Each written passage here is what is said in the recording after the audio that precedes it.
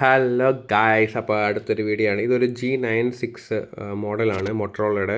കിഡിലെ ഒരു ഹാൻഡ്സെറ്റാണ്. നല്ല കർവ് ഡിസ്പ്ലേയും കാര്യങ്ങളൊക്കെ ഉള്ള 128 GB-യാണ്. 18,000 രൂപയാണ് ഇതിൻ്റെ വില വരുന്നത്.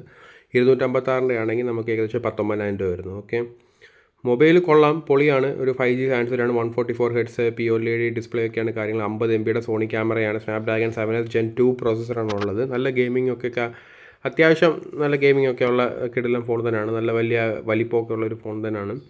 പിന്നെ പുറകെ 2 ക്യാമറയുണ്ട്, മുമ്പിലൊരു ക്യാമറയുണ്ട്. ഓക്കെ, പിന്നെ സ്നാപ്ഡ്രാഗൺ 7S Gen 2 പ്രോസസ്സറാണ്. പിന്നെ 33 വാട്ടിൻ്റെ ടർബോ പവർ ചാർജിങ് ഉണ്ട്.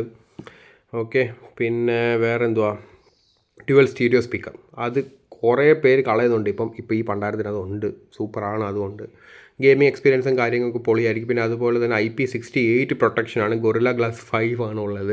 അത് മൊട്ടറോളയെ സമ്മതിക്കണം. അതുപോലെ ഉള്ള ഡിസ്പ്ലേയും കാര്യങ്ങളും പിന്നെ IP68 റേറ്റിംഗ് ഒന്നും ഇത്ര പൈസയിൽ ആരും കൊടുക്കാറില്ല. പക്ഷേ അത് നമുക്കിവിടെ ഉണ്ട്. വാട്ടർ ടച്ച് ടെക്നോളജിയും കാര്യങ്ങളൊക്കെ ഉണ്ട്. ഗൊറില്ല ഗ്ലാസ് 5, IP68 4 കളറിലും അവൈലബിൾ ആയിട്ടുണ്ട് ഫോണ്. ഓക്കെ, അപ്പോൾ ഇഷ്ടപ്പെട്ടവർ മേടിക്കുക. ഇപ്പോൾ ഓഫറും കാര്യങ്ങളൊക്കെ പോകുന്നുണ്ട്. ഫ്ലിപ്കാർട്ടിലാണ് ഞാനിതിപ്പോൾ കണ്ടത്. 6.67 ഇഞ്ചാണ് ഡിസ്പ്ലേ. ഓക്കെ, കുറച്ച് വലിയ ഡിസ്പ്ലേ തന്നെയാണ്.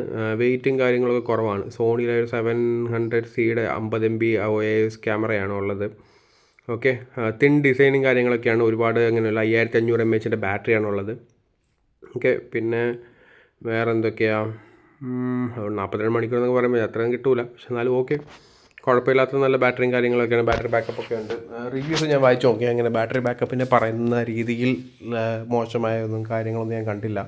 പിന്നെ AI ഫോട്ടോ എൻഹാൻസ്മെൻറ്റും കാര്യങ്ങളൊക്കെ ഉണ്ട്. പിന്നെ ഇത് ചിപ്സെറ്റ് നല്ലൊരു ചിപ്സെറ്റ് തന്നെയാണ്. ഗെയിമിങ്, അത്യാവശ്യം ഗെയിമിംഗ് ഒക്കെ സൂപ്പറായിട്ട് ടാക്കിൾ ചെയ്യാൻ പറ്റും. സോ അതുകൊണ്ട് തന്നെ വലിയ പ്രശ്നങ്ങളും കാര്യങ്ങളൊന്നും വരില്ല. 18,000 രൂപയാണ് വരുന്നത്. 19,000 രൂപയാണ് 256 GB-യുടെ 8 GB വരുന്നത്. ഇത് 128 GB-യുടെയാണ്.